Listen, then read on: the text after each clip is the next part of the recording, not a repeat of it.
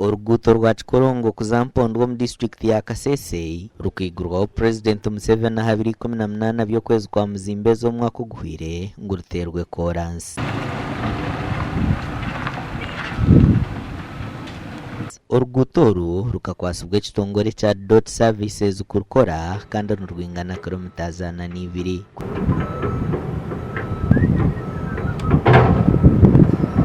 Wiharutongozo bwatine kirakozurwe kandi omucucuguru burahamwe.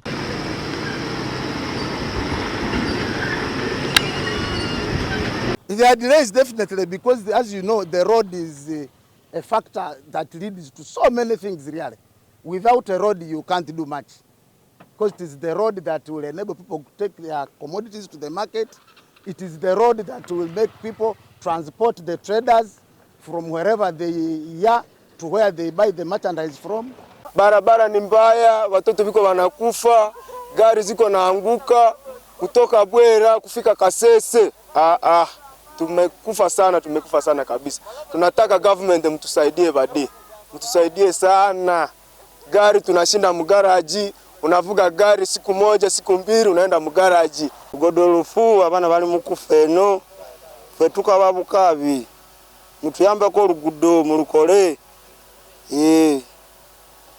Betwagala oruguudo barukole batekamwe amaramo buli kimu kolasi. Okurigirira habebembezi nibajara ngo Abatuura bagumisirize ahabwo ku oruguuto rumurwija gukorwa.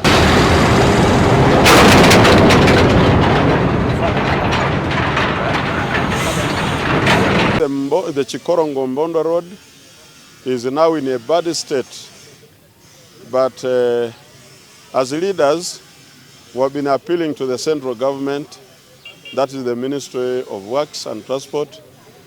They have been promising us that the road is going to be worked on soon, but we don't know how soon is going to be soon, though they told us that the contract has been awarded to the Dott services. Otherwise, the road is in a sorry state, and we ask the government to quicken up the process of working on the road. This is a trans-African highway. It is from another country to another country. It should be really be tarmacked. The president commissioned tarmacking the road from Kikorongo up to Bwera. No twagezaho kugamba n'aba Dott services ahantebe kanisa zo kora oruguuto rutikyabasika konka Godfrey Kabyangoro minister wa Kanyabwenje hamwe no Ageihangwe hine byagamba hanshonga eji.